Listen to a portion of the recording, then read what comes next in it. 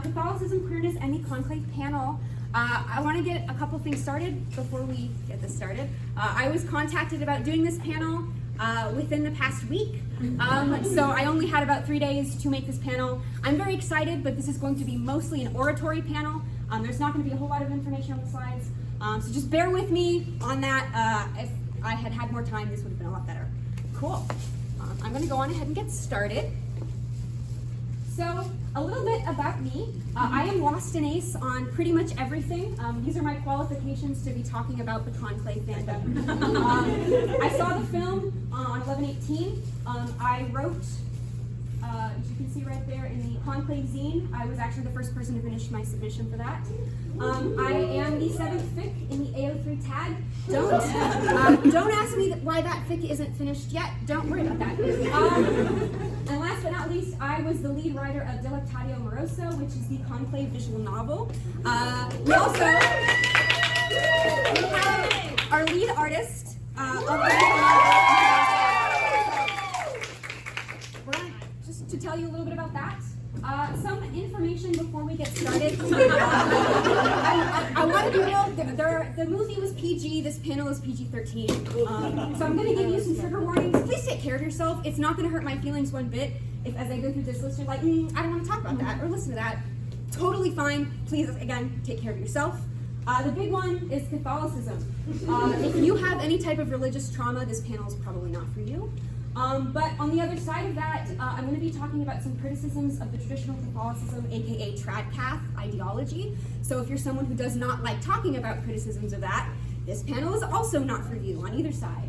We're going to be talking a little bit about some Catholic controversies, including abuse, statutory rape, and missionary work. These are themes that come up in the original movie and book. Those are things that some of the characters may have done.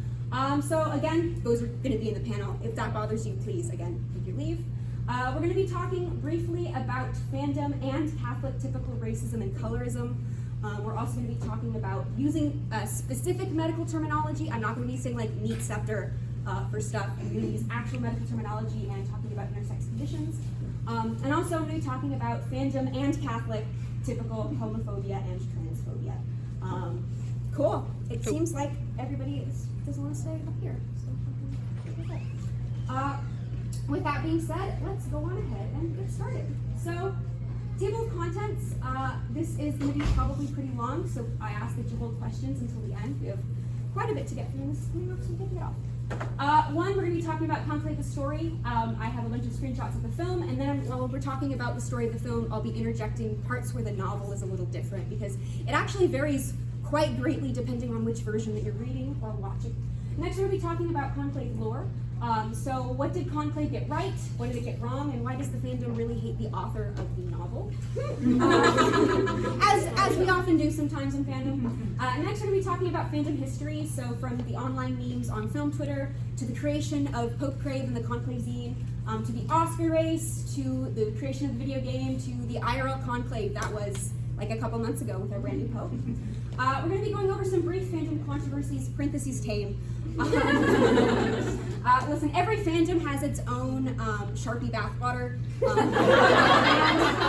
Even though the Conclave fandom is only 6 months old, we also have our own Sharpie bathwater. We'll talk a little bit about that.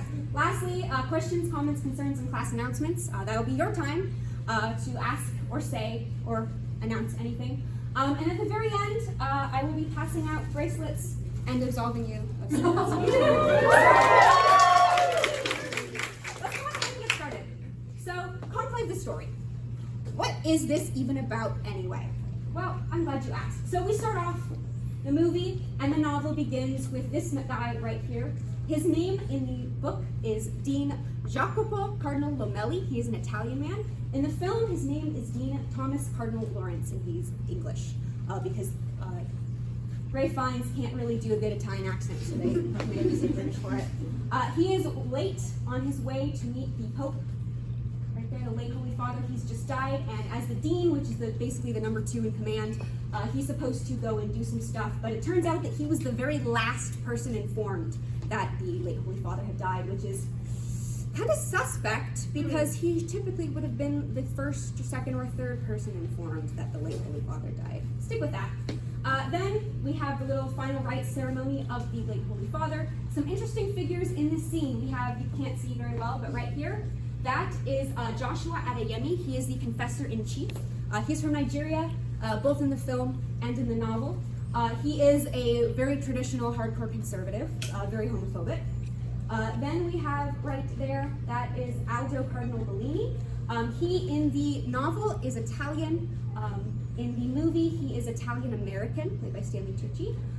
He is extremely liberal. He is the Secretary of State, and he was the number 2 of the late Holy Father, which is interesting because some Catholic lore for you. The dean is typically supposed to be like the official best friend of the Pope. They're the ones who are going back and forth and doing lots of things with the Pope. But for whatever reason, which we'll get into a little bit later, that was not Thomas Lawrence, Jacopo Lomelli. That was in fact Aldo Bellini, which is very typically not common for the Secretary of State to be that sort of person or that relationship.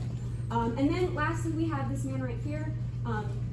That is Joseph Cardinal Tremblay.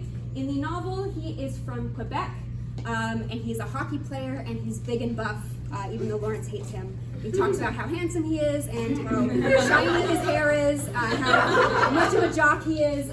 He is a moderate. In the movie, the guy who plays him, who also plays Lord Farquaad, fun fact in Shrek, the guy who plays him doesn't really do an accent aside from just like a North American one, so we don't really know if he was supposed to be like French Canadian or not, but fun little fact about that.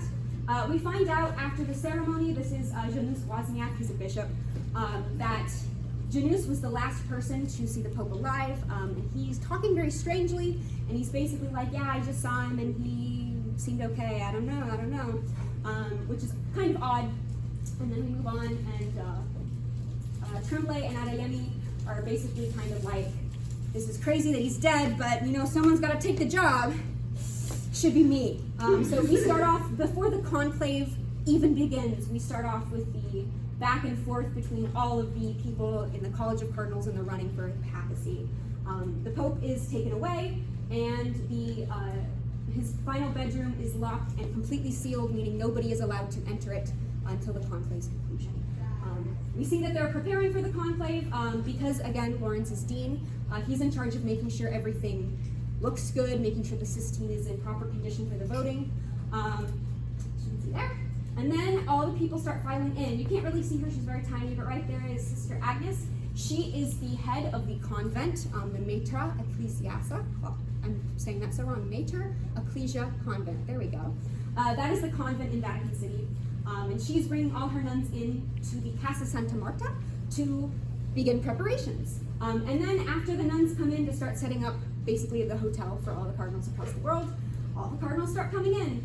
Everybody except for Mr. Goffredo Cardinal Tedesco, who is an Italian deep conservative, head of the conservative majority, came. The reason being in the novel is because he is extremely racist, and a lot of people don't really like hearing from him. So he decides to stay back because the less they see of him, the more that they like him. He's the very last one to arrive, and he's very pushy, and Lawrence has to kind of just deal with his BS.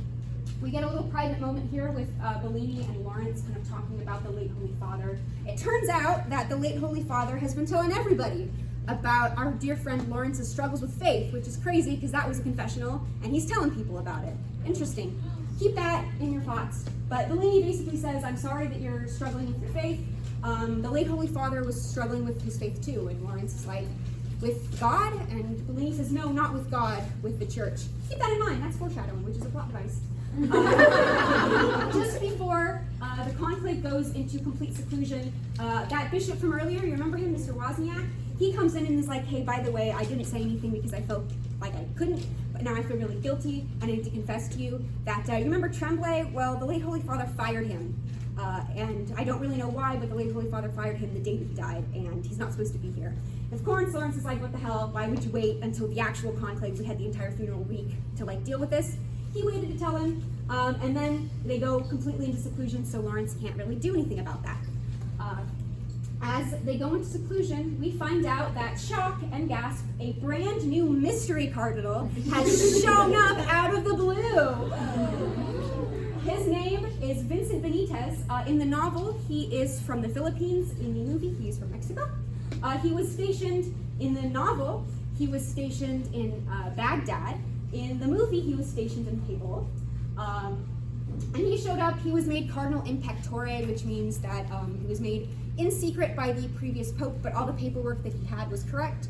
So they decide to allow him in and serve. It's strange. In the novel, there's a whole scene of these two, Bellini and Vincent, kind of having a cat fight because Bellini is very worried about him because he came from a place where they kill Catholics. And he says, now everyone knows that you are a Catholic cardinal. If you go home, you will be killed. And Benitez says, okay, bet. So they kind of have a little fight about it, but they pass off amicably. And then Vincent goes to meet the rest of the college. In the novel, it's actually very interesting. Mr. Benitez, is very famous among the other cardinals. He has done a lot of work in Africa, a lot of work in the Middle East, serving people. In fact, almost all of the African cardinals knew exactly who he was. In the movie, that's not mentioned at all. We'll talk about that a little later, don't worry. But he gives prayer and introduces everybody. Then we have a fun little moment where Tedesco calls Lawrence over and decides to be extremely racist, because of course he does. Then the liberal clique goes into a little area to kind of plan out how they're going to do this election. We find out that Bellini is pretty liberal, much to the chagrin of the rest of the liberal college, who tell him not to talk about women and female ordination. Lawrence, still reeling from the information that Janus gave him, basically goes to talk to Tremblay and say, hey, did you get fired by the late Pope? And Tremblay's like, no, I didn't get fired. And so Lawrence is like, I know, he doesn't say this. In the novel, you get to read Lamelli's thoughts, and he says, I know this guy's full of crap, but he can't really do anything about it because he has no proof. So he says, sure, Tremblay, you did nothing. And then he goes back to his apartment, which he finds out is next to Adeyemi, who we find out in the novel is a horrible snorer. He snores so loudly through these paper-thin walls. So Lawrence doesn't really get to sleep that night, and he is trying to write his homily for the very first day before they go to the election. Because he struggles with his faith, he struggles to really write anything. In the novel, Lamelli gets through a little bit, but he hates it and he has to keep rewriting it and rewriting it and rewriting it. And I think he stayed up 5 or 6 hours just trying, and he couldn't do anything, and then he gave up and fell asleep. The next day starts, they go through, and he gives his little homily that comes straight from the heart, and he talks about that the next pope should be one who doubts. It turns out that the late Holy Father told everybody that Lawrence had some doubts about God.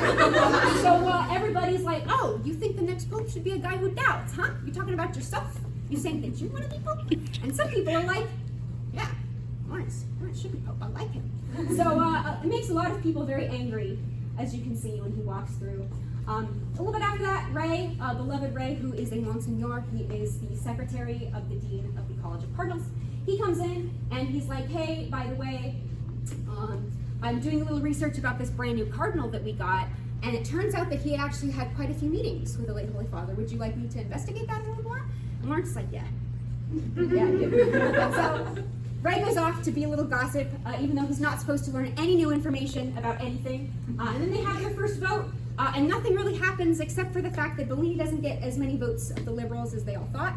And it turns out Lawrence got quite a few too. And it turns out the other 4 front runners are Tedesco, as we've mentioned, Adeyemi, as we've mentioned, and Tremblay, as we've mentioned. But shockingly, our brand new secret cardinal, Mr. Benitez, has also racked up a few votes of his own. Now, in the movie, it doesn't really explain why, but when you read the book, it's because a lot of people really like him. So it would make sense that he got votes right away. So they end that day with nothing, and then who should come back but Ray? And he's like, hey, by the way, you remember that thing about Tremblay that you told me? Well, I've been doing some digging, and it turns out there may or may not be some paperwork about that stuff that Janus was talking about. I'll get you some more information, and I'm going to kind of lie about it and pretend I don't know Spanish.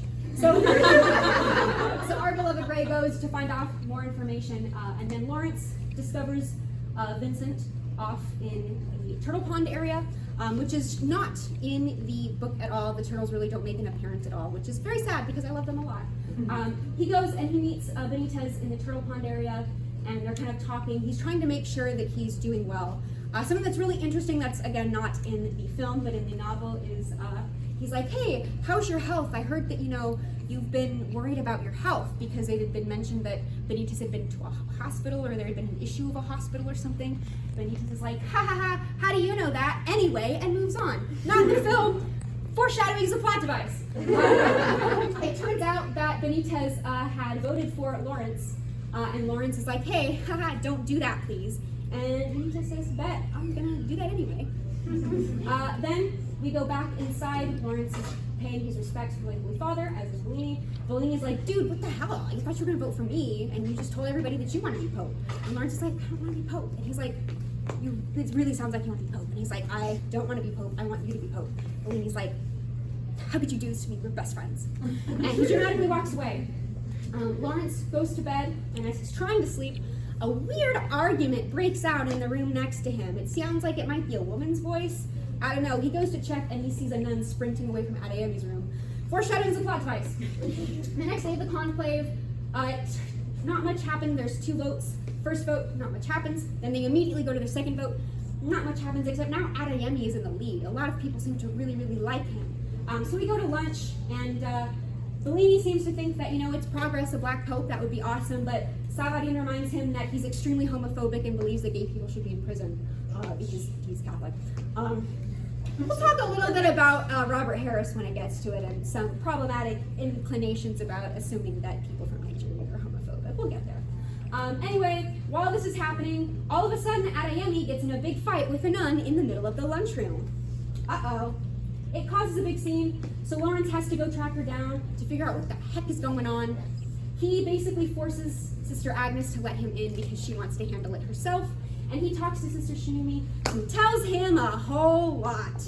This incident is one of the biggest things that differs based on movie and novel. In the novel, Shinumi's age when she had relations with Adeyemi, which is what the whole incident is about, is unknown, and sounds like it may or may not be statutory rape. In fact, that's an actual quote from the book, which is crazy because it seems like Lawrence or Lamelli in the novel doesn't care at all about that, and we'll talk about that a little bit later. But anyway, in the movie, she's explicitly 19 years old, and she had relations with Adeyemi, and they sired a child. And Adeyemi basically took no responsibility of it. They moved her away from the convent that she was at, and they gave the child to an orphanage, and they never saw him again. And he's like, I had nothing to do with this. This was a one-time lax thing. Who knows if she's even telling the truth? She might be lying.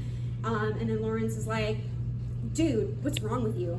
And then it's basically revealed that even though Lawrence decides he's not going to tell the rest of the conclave about that, the whole fact that there was such a scandal to begin with means that all of Adeyemi's chances have immediately disappeared. Following this moment, they pray because Adeyemi wants to absolve and pray and confess and all that. And then the vote immediately after, he has pretty much no votes. He goes from, I think, 40 to like 5 in the novel. So immediately loses all traction, went into sales, he will never be Pope. Afterwards, Shinumi is sent back to Nigeria, where she was from. She was another thing in the novel. She gets to talk. In the movie, she doesn't talk at all, which is crazy. In the novel, she is a nurse for AIDS, HIV patients. In Nigeria, she is like the head of her craft. Like she is hugely important for where she was, and she basically got ripped from where she was and sent to go work at the Vatican City without her consent, because that's nuns, they don't get choices. If you're a nun and you're told to go somewhere, you have to go there. She didn't want to be there at all. She wanted to be back being a nurse and actually doing like work and not just being like a housekeeper at the Vatican. So Sister Agnes sends her back. We find out Ray comes back, little digger. He comes back and he's like, hey, by the way, I found out some more information about Vincent, and I guess the Pope had sent him to a hospital, or wanted to send him to a hospital. I don't really know, it's like hard to get info, but it was like the Pope wanted him to go to a hospital or something. I don't know, I'll keep looking. Lawrence is like, okay, please keep looking and telling me information even though I'm not supposed to know. There's a secret meeting among the liberals, and they're like, okay, well, Bellini's like, I'm not gonna win, but we cannot let the fascist win. So if Tremblay is the one that seems to have the most support, even though he's a moderate, we have to pick him because the alternative is letting Tedesco win, and that just can't happen. So Lawrence is like, you're right, like, we don't want that. So he goes to talk to Mr. Benitez, and he's like, hey, can you please vote for Tremblay? And then Mr. Benitez is like, absolutely not. Why would you even suggest that? Here's another fun little thing that doesn't appear in the movie, is that Mr. Benitez is very radical in the novel, and when told to vote for Cardinal Tremblay, he says he would rather there be a schism in the Catholic Church than ever vote for Tremblay. Noticeably not in the movie, because Hollywood is afraid of radicalism and left-wing ideas.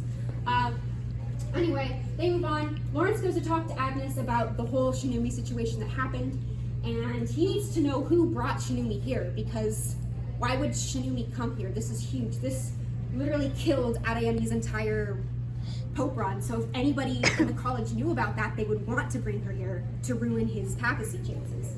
She, in the novel, is a little freak, and she loves the fact that people are scared of her. In fact, Lawrence uses this as an advantage because he has a little crush on her, and he tells her that the late Holy Father was very scared of her, and she's like, really? He was scared of me? We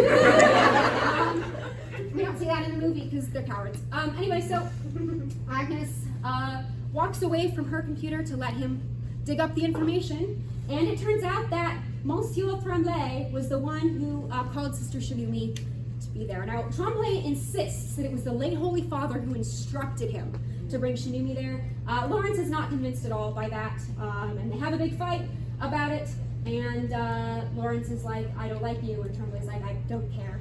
And they go their separate ways. Lawrence doesn't really know how to deal with that, so he breaks the papal seal on the apartment, and he goes in to try and look for that paperwork that Ray kind of told him may or may not have existed. As he's looking, Sister Agnes catches the fact that the seal is broken, but because she knows that something is going on, because she trusts that Lawrence is doing investigating, she walks away and lets him do that. In the novel, that doesn't happen at all. Like, we don't know if anybody knew or not. It just kind of, he breaks it in. He finds paperwork hidden behind the late Holy Father's bed frame. He goes immediately to his best friend, Cardinal Bellini, and is like, hey, I found this paperwork that said that Tremblay was committing simony, and he's been paying people off for his votes. And he says, if you, Bellini, take this information to the public, then everyone's going to vote for you because you're expelling scandal in the church. And Bellini says, absolutely not.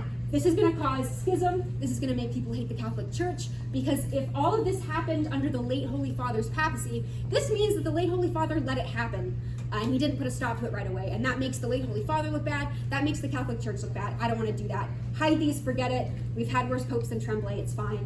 Lawrence calls him a coward because he is one. And then we move on. In the novel, something that's also missing from the movie is Lawrence goes to Sister Agnes and is like, hey, what do we do when we have something that we know is important to talk about, but as such will cause schism and will cause bitterness?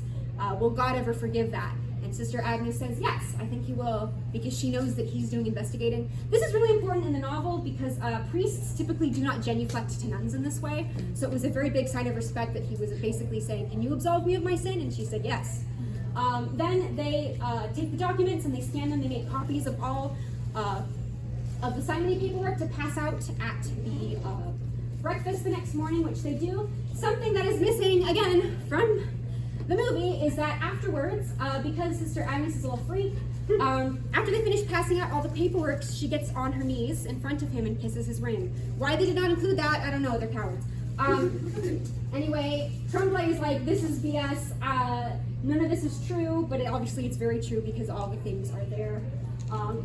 Tedesco comes up and is like, we need to know names. Like, why did you block out the names? Like, I need to know names, addresses, how much people spent, who are the people who took the simony? And Lawrence is like, I'm not gonna tell you because that'll make you hate each other. We're just gonna accept the fact that he did simony and move on. Then Sister Agnes steps forward and is like, hey, by the way, Sister Shinumi only came here because Tremblay brought her. And there's a moment, which we'll talk about a little later, where Adeyemi is like, Judas, traditore, because him and Tremblay were actually pretty good friends. Then Bellini comes to Lawrence and apologizes and is basically like, hey, I'm sorry for yelling at you. You're right, you should be Pope. And in fact, what's your Pope name? And it turns out Lawrence had one the whole time. That's right.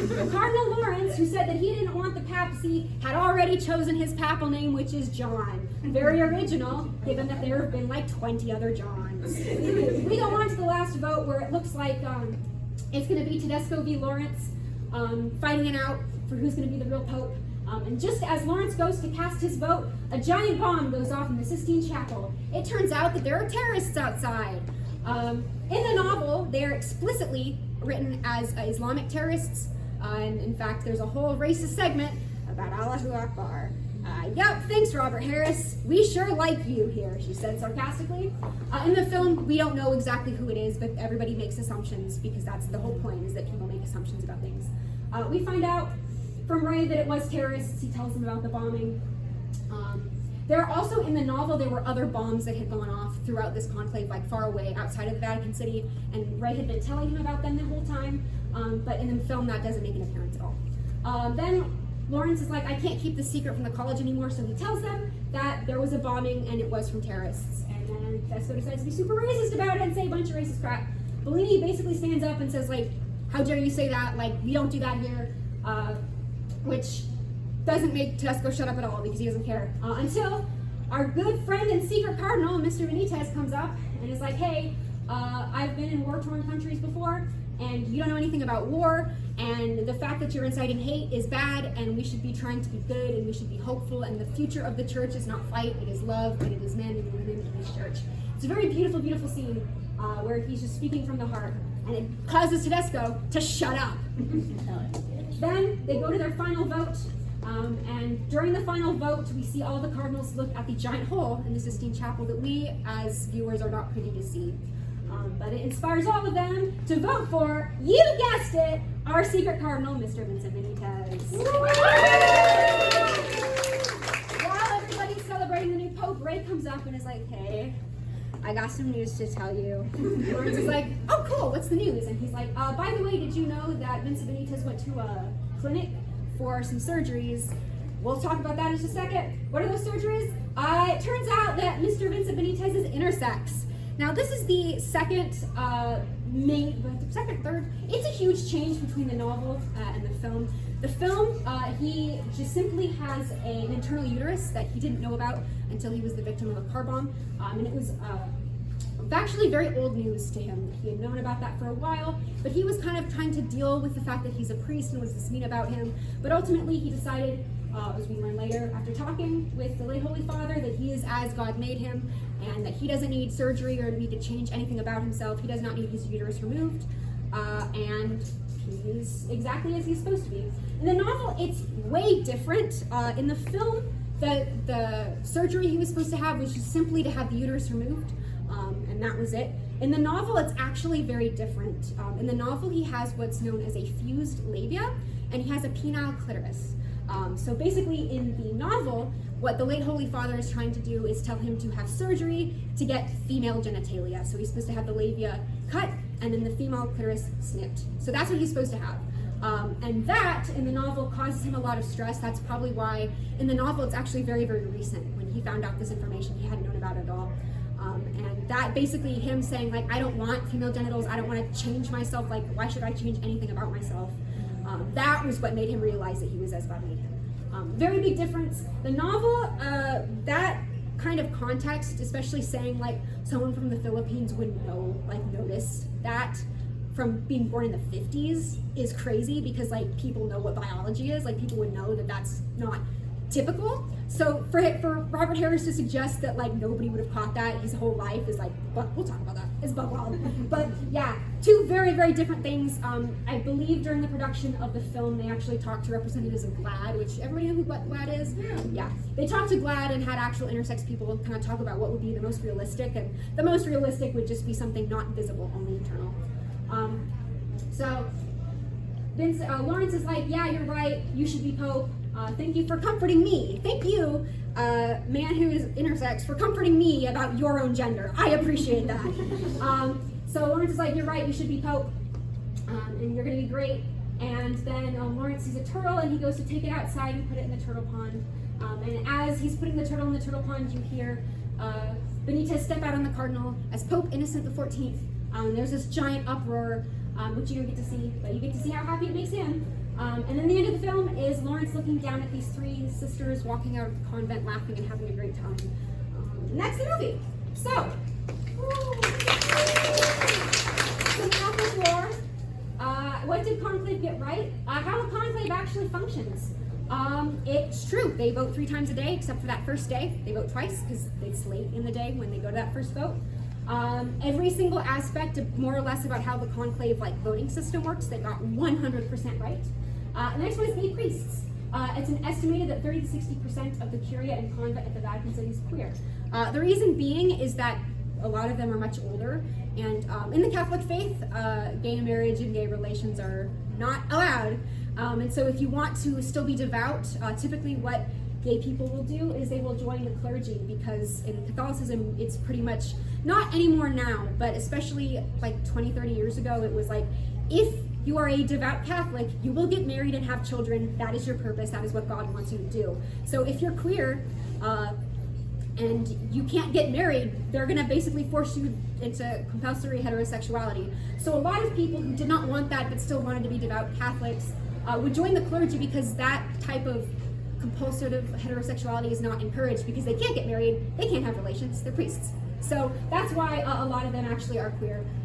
Lawrence is canonically queer in the novel. It's mentioned that he had been desired by men and women in his life. Liberal cliques is a huge thing.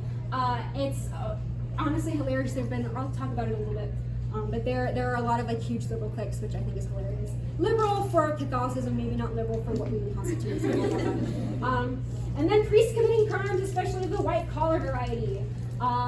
We don't really people talk about crimes of priests a lot, obviously, but they don't really talk about this kind, which happens a lot. There's a lot of misappropriation of church funds that doesn't really make public notice, so it was really interesting for them to talk about such a huge misappropriation of church funds on this level. Oh, that was really interesting. What did I get wrong? Big one, in pectore cardinals cease their roles if their elevation dies with the Pope. So if you were made cardinal in pectore and that never becomes public, if the Pope who anointed you dies, your cardinal anointation dies too. So if this were true, Vincent would be told, "That's awesome, bud, but you gotta go home because you can't, you're not a cardinal." General animosity between factions is pretty much non-existent. We learned that very recently at this last conclave, where a lot of the cardinals who were on opposite sides of factions were seen holding hands and shaking hands and talking at all the meals and stuff from pictures. Bellini and Tedesco, that kind of hatred would not exist, because if they really hated each other that much, they just wouldn't talk. There wouldn't be any kind of bickering or stuff like that. The real cardinal attire is not so nice looking. In the film, they have these really beautiful robes. In real life, they're not that nice. Although they are dyed a very interesting way that makes these really cool patterns on them. And last but not least, as we saw in the most recent conclave, criminal behavior is not enough to really go out from the voting pool. There were quite a few cardinals who had done not so nice things that were still allowed to be there, so that's awesome. Why does the Fandom hate Robert Harris? It's a lot. All characters are stereotypes of their country and culture.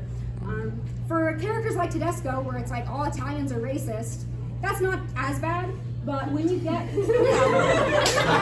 mean, listen, I'm Italian, I got family, I know. But Adeyemi's entire character arc comes from bigoted concepts of Africans and African priests. In the novel specifically, there's a moment where Adeyemi basically excuses his own behavior by saying African priests really struggle with celibacy, which is crazy because that is a factoid, but it's not really true, which tells me that Robert Harris read that and was like, oh cool, I'm writing that down. It's again, not any more than any other priest in any other sect. That just happens. A lot of priests don't keep celibacy vows. It's not because they're African, which again is a crazy take. There is some really interesting takes to make on Nigerian Catholicism and compat. I actually have a friend who's from Nigeria, and I can remember her telling me in high school that her parents, when she was hanging out with a lot of girls, her parents were basically checking in and making sure that she wasn't queer, because even if she was queer, that kind of behavior was not tolerated. And it's very common in Nigerian Catholic households to force yourself to be straight no matter what. It doesn't matter what you are, you will be straight, you will get married. So there is an interesting take to say that Adeyemi forced himself into a straight relationship. Robert Harris didn't think of that at all. He was just being racist and making the one black cardinal the sex pest. Interesting choice, Robert Harris. Another one is our dear Vincent Benitez. His whole characterization comes from deeply racist and intersex phobic especially being Southeast Asian, just that whole is such a stereotype that's just gross to me. Also, again, as I mentioned earlier, not knowing that he's intersex. He would have been born in the 50s. People would know. So the fact that he's saying, like, oh yeah, they're not smart enough to know what any of this stuff is beyond wild to me. Also in the novel, it's stated that Vincent makes a comment about himself saying that he related to women inherently because of his condition, which is just gross. Also, Robert Harris is friends with Roman Polanski, who's in general a bad person, so, yeah. Anyway, moving on to some fandom history. The movie came out, and it was huge. It was huge on film Twitter. It went crazy on film Twitter. These are some of the earliest news, November 14th, November 13th. Yeah. Cardinal Lawrence be like, don't tell me this, the conclave is sequestered. My brother in Christ requested the gossip. Yeah. And then, obviously, Naked Conclave, we'll talk about that in just a second. A lot of fandoms. Like Brad. Oh, really?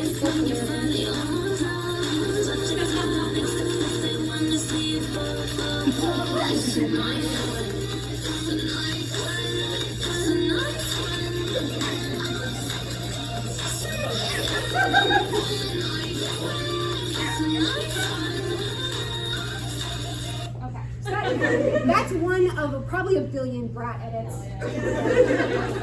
Tedesco is Brat. Anyway,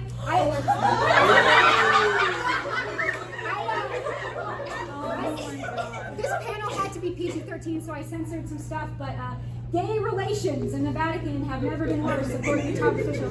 You know, I'm glad they asked the top official, but I'd love to hear the opinions of the bottom official.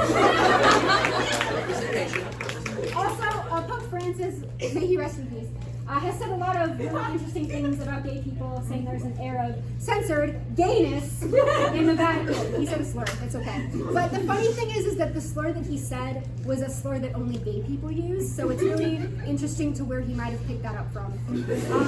Also, my friend Foster drew this. It's Mika Binder Thomas Lawrence.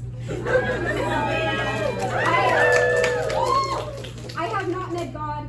In fact, I am having genuine doubts. Here's some more memes. People really comparing Conclave to the Da Vinci Code because they're both pulpy airport novels. Thomas Lawrence in RuPaul's Drag Race. This is a fun moment in fandom history because this came out before the digital release of the movie had happened. So we were all like drawing Tedesco vaping. By the way, Tedesco vapes. We were all drawing him before we even had the GIF yet. Like this was how big the fandom had happened before like it had really progressed as like a film. This is the vape GIF that they made a mistake on.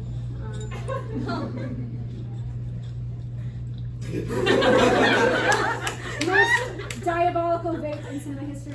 Focus Features, as soon as the digital copy released, they released this GIF of Tedesco vaping, but it wasn't even the right one. Which, imagine being like, no, that's the wrong vape hit.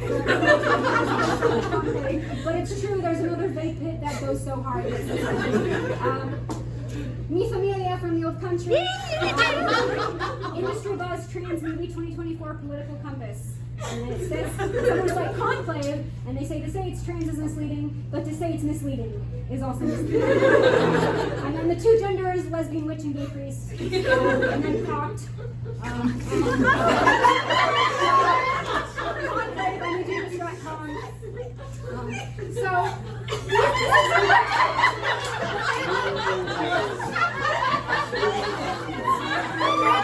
Going through, right? This was from the Conclave zine Discord. This was when we did a fic exchange and we started to like request tags. And as soon as we were getting the ability to request tags in the AO3 fic exchange, these are some of the tags that came up, which I thought was hilarious. This is happening as award season is starting, to put some context on this. So this is getting bigger and bigger and bigger. This is sort of a tiny film. Focus Features did not expect it to really earn money because of the type of film that it was, but it surpassed everybody's expectations at this point. This is a funny meme. So this is, I don't know if you know this is Yosp. Yosp is the person behind Conclave and the Conclave zine. And the reason I say that is because Yosp is pretty popular among film industry circles. And this tweet is foreshadowing because we'll talk a little bit more about Ray Fiennes and Stanley Tucci and the strategy they decided to take to promote Conclave. So as we go, focus features, this is me, and then focus features applied to me, and they didn't answer. I asked if they were a Laura Nitez stan or a Laura Lena stan, they didn't answer. I'm a little bit mad about that. That was 12/16, and they still haven't answered me to this day. I made this was the Will Your Relationship with Aldo Cardinal Bellini Survive a Trip to IKEA. It's a really good quiz, by the way. It's really fun. This was what inspired the Delectatio Morosa video game. I did this as a bit for the Discord with some friends, and then Snack Oil, the person who coded it, reached out to me and was like, hey, if you ever wanted to write a dating sim, and I was like, yeah, we made a dating sim. Also, some screenshots of the vape pod that we didn't get to see, and then my vaping girlfriend. This was, as award season is really starting to hit, they're promoting the movie. Carlos Diaz is like posting on Twitter. I thought it was cute. It looks like she's officiating a gay wedding. And this is, again, when stuff really starts getting big. Then New Year's Eve comes, and Ray Fiennes gets really, really drunk on New Year's Rockin' Eve with Andy Cohen and recites his reality check diva. And it inspired a lot of fan art. And okay, so we're gonna talk about this. So Ray Fiennes and Stanley Tucci have a very interesting relationship. And this is from 2005. And yeah, they're crazy. This is a picture of Stanley Tucci taking a selfie and then sending it to Ray Fiennes. And he's not even typing, he's about to say like, look what? But autocomplete is pulling up Rafe and Fiennes. Because apparently he texts those two words so much that the letter W auto-completes to those. So now listen, all I am saying is that they have a history, and they may or may not have had several affairs since 2005. I don't know, but they're crazy.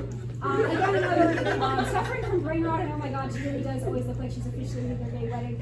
And then focus features replied to this one with a GIF, because they do that.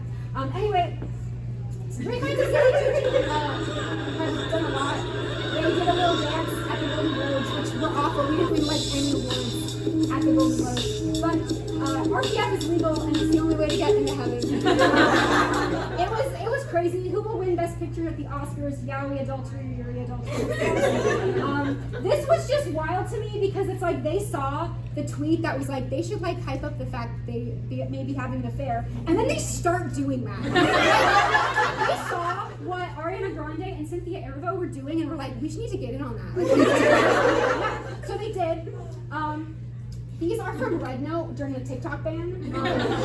For context, Conclave hadn't even released in China yet.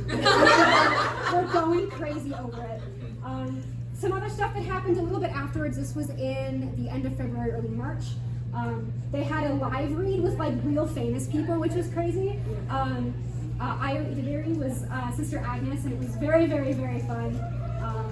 And yeah, it was just really cool that they did that. I'm so jealous I didn't get to go. It seemed like it was really awesome. Then we had a video game. Will it let me? Nope. Well, it's not gonna load.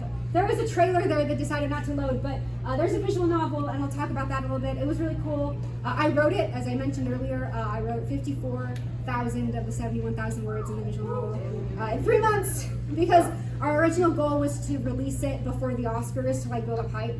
We had to release it a few days after the Oscars, but it was still probably one of the coolest projects I've ever worked on. There's a bunch of different endings. You get to date the other cardinals, because in the novel, Lawrence O'Malley basically describes every single one of these characters like in a romantic / sexual way.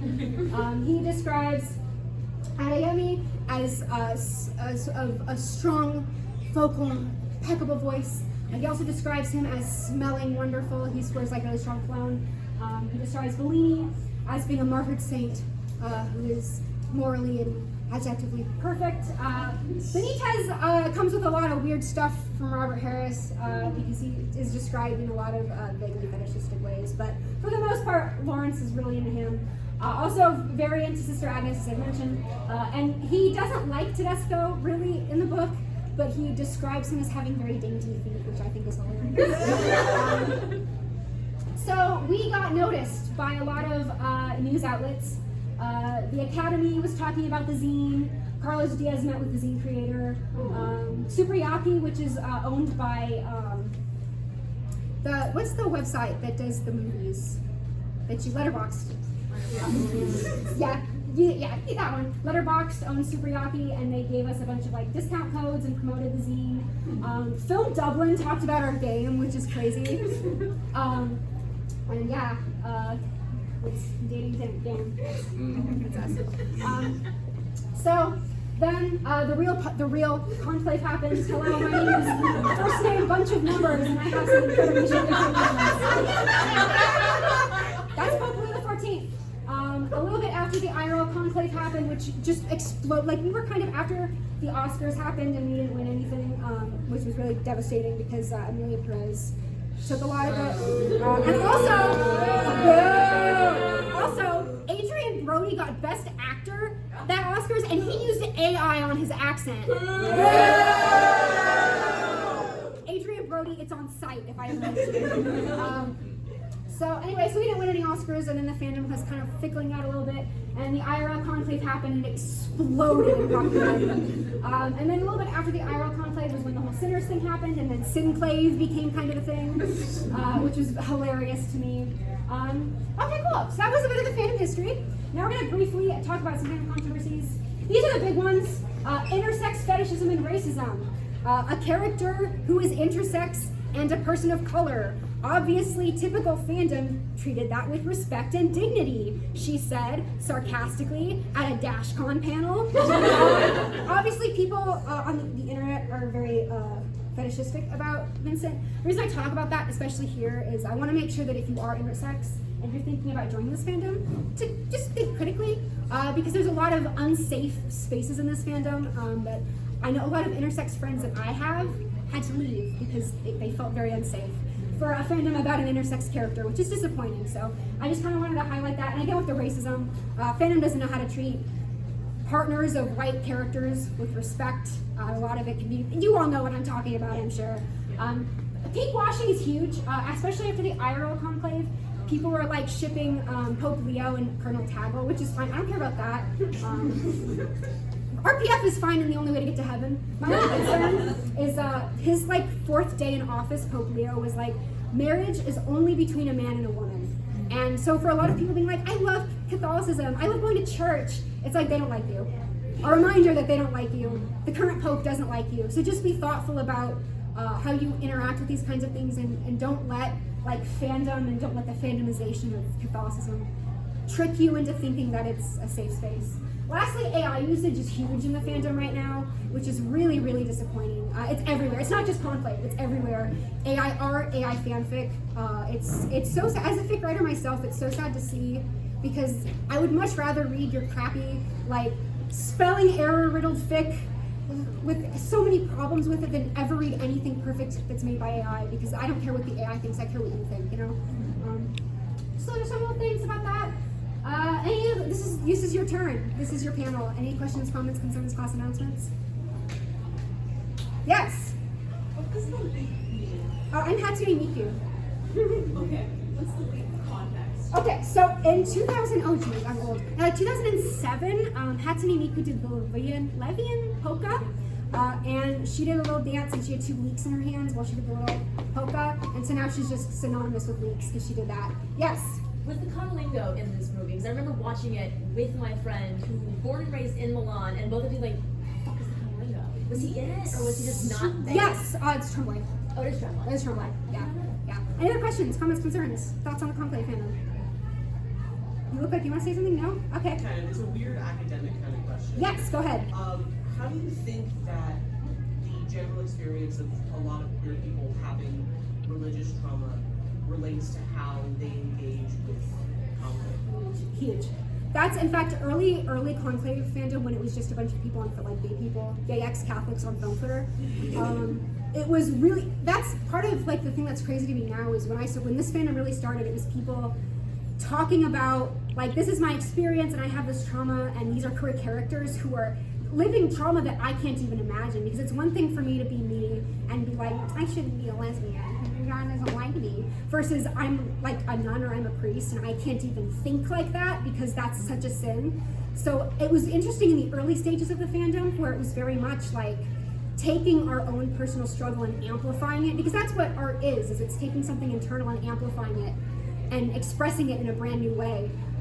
And the early fandom did that. If you look at a lot of the older works, if you like sort by old, a lot of the very early fan works, fan art, and specifically fanfics on AO3, they really explore that dichotomy between like what it means to be a queer person and what it means to be a priest. Lawrence in the novel really struggles with his celibacy in a way that he can't control how often it comes out. He's always talking about, when he's talking about Vincent and he's talking about his boyish attitude and his youthful looks, he must do yoga by candlelight because he's so live, or talking about Sister Agnes and her dazzling blue eyes and how he wished that if he married it would have been to a woman like her. Like he really struggles with, not with being bisexual, like that's not an issue with him. It's not the fact that he is queer, but he struggles with the part that he can't express that. And I think that that's a really interesting way to frame that kind of Catholic trauma. Did I answer your question? Yeah. Awesome, cool. Any other questions? Yes. What is your favorite ship and why is it putting them all on a blender? So true. I mean, listen, I like all of them. I also wrote the dating sim where you date everybody, so obviously I like all of them. My personal favorite, though, is I really ship Bellini and Benitez. They are my favorites because I think their dichotomy is so interesting. They're like narrative foils that we don't really get to see in the novel, within the film, which made me kind of sad. Oh, so one more thing as well. What's so interesting as well is watching the movie from a queer perspective. Yes. Is the minute that they're like, oh, I forgot his name, the new Pope person has had a surgery, I'm like, oh. I caught that shit instantly. The person that I was watching it is, I love her so much, but she's the most cisgender, heterosexual person I've ever met. And she's like, what happened? She had what surgery? I'm like, just shut up and watch. Just shut up and watch. And I'm sitting here like, oh my god. Any other takes? Yes. Do you think it would have been better to have it as a miniseries, like a 6? No, actually, I don't think so. The only reason is because if they had had more time to explore stuff, I feel like some of the really quote-unquote edgy pieces that Robert Harris included would have been more apparent.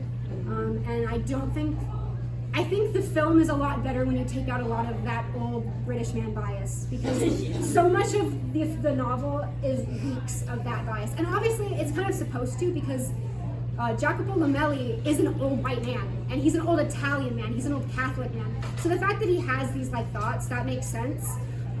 I don't think that was Robbie's intention. I don't think that he like intentionally wrote it that good. But I think that because the film had to be concise, and they had to like strip it to its bare essentials. The only thing is I wish Shanini had a bigger role. I really like her. She's like one of my favorite characters, and it broke my heart. Like I watched the movie first and then I read the book and I was like, what the heck? Like no talking, no nothing. She's so cool. She's a nurse. What? They didn't say anything. Any other questions? Yes. How important do you think the aesthetics and the cinematography was to helping Conclave? Huge. I don't think if the film hadn't been as gorgeous, I don't think it would have left from Twitter.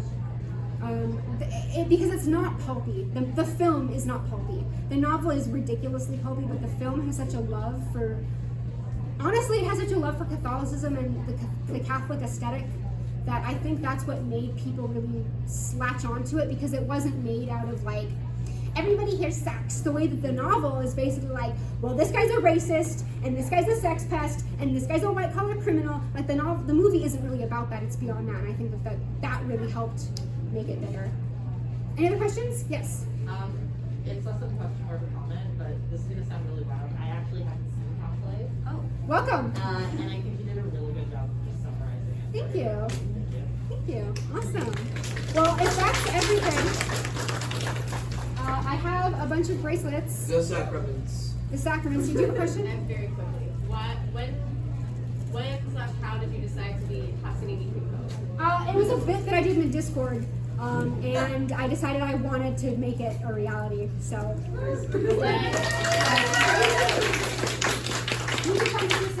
Thank you for coming. If you want to play our game, there's a QR code here. Jara, is here. Hi. Dara's booth is number 5 in the vendor hall. You should go spend all your money. Don't do that. But yeah, thank you all so much for coming, and then I'll pass these out.